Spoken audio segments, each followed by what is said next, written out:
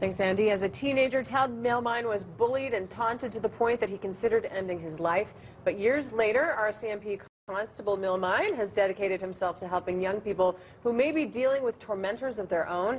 He's crossing the country speaking to students and others about the program he's created called Bullying Ends Here. Constable Milmine joins me this morning to share the story. Good morning to you. Good morning. I was reading your story online in articles, and it brought tears to my eyes, and you are not alone. You are one of many, aren't you? Yeah. Yeah, unfortunately. It's, a lot of us have stories of being bullied at a young age for sure, and it tends to stay with us all through even adulthood. So take us through your story.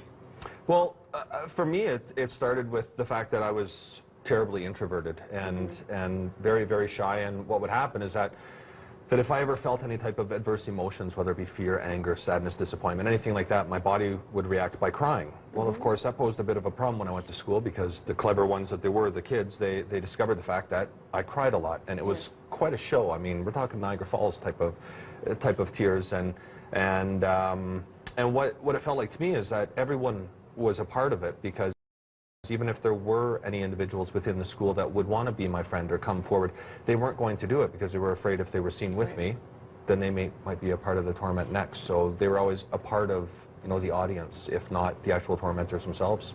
So how did you break that cycle for yourself? Were you able to break that cycle, or how did you turn it around, I guess, in your mind? Yeah, it wasn't until I was 17 years old when I unexpectedly left home, and I had to teach myself how to grow up very quickly, and one of those big changes I had to do in my life is I had to stop crying. I had to stop giving in to what the bullies were wanting, and it just turned out that with the timing of it all, when I left home, the tears just naturally dried up. It just didn't happen anymore. And the kids, the bullies in particular, when they started calling me names and they realized that there wasn't that reaction they were wanting anymore, that's when they simply left me alone, and they went off to the next person that won't stand up or stand up for themselves or defend themselves either. It's not really a coincidence, though, that things changed when you left home, because you had a challenging, you didn't have a lot of support in your own home life as well. No, I did not, unfortunately.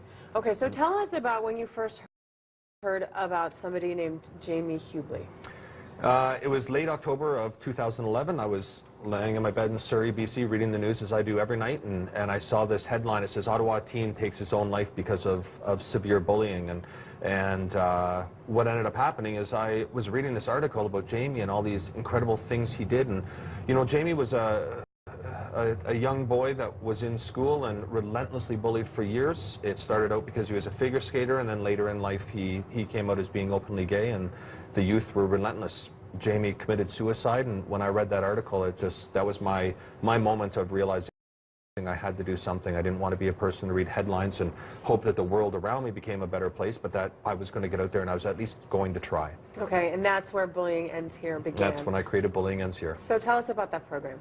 Well, it's not what I anticipated it would be. I thought I would just, on a day off from work, I'd stop into a local school and just reassure the youth that they do have people to talk to. All the adults around us are all there to help, but we don't know what's going on unless those youth reach out to us. And so I shared my story of thinking I had no one to talk to, when in fact I had everyone to talk to. I just didn't give them that chance because of all those myths about it gets worse, or it's only going to be an inconvenience, or sign of weakness. You know, I truly believed all those, so I never did open up. So then I thought I'm just going to go to youth and share with them, you know, learn from my story, and then I tell them about Jamie in great detail, because I think this young man is absolutely amazing, and then I let them know that I created this website, bullyingendshere.ca, and how you can, if you want to share your story, if you just want a friend, message me. I'm someone to talk to. I'm not a professional, I'm not a counselor, but I make a great friend. You know, you can talk, and then maybe in time you'll start realizing that by communicating, it really does help. It makes us feel better. Now, I read that at a sort of calculated point in your presentation, you reveal that you yourself are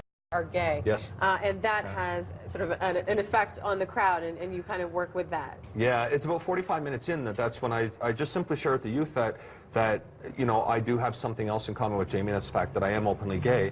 The point of doing that is just to simply share with everyone in that room that I have something unique about me as well, just like everyone else in that room, whatever their uniqueness is. And then I challenge them that, you know, I'm the exact same person I was 45 minutes ago when I first started talking. I haven't changed at all. it wouldn't have been me that changed if they've changed when I shared with them what is unique about me. So I challenged them that, you know what, go home tonight and look in the mirror and ask yourself, was I the very best person I could have been today?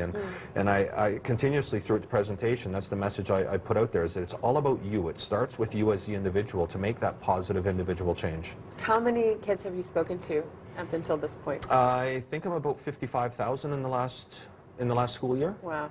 Yeah, in person. In person. Yeah. And of course, you want this to keep going and going. I do. I know that you're looking for sponsorship help. We want to be able to help you. How can people find you? Well, if they just Google Tad Milmine, it'll come up, but bullyingenshere.ca is the website. And, you know, obviously, with getting out there and reaching as many youth as I can, it costs money for the travel expenses. So donations or sponsorship would be absolutely terrific. And if somebody out there is going through a hard time right now, or knows somebody who's going through a hard time, what's your advice to them? Reach out.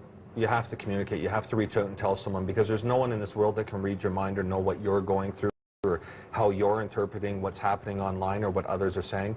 You have to reach out. You have to at least give the adults in your life a chance.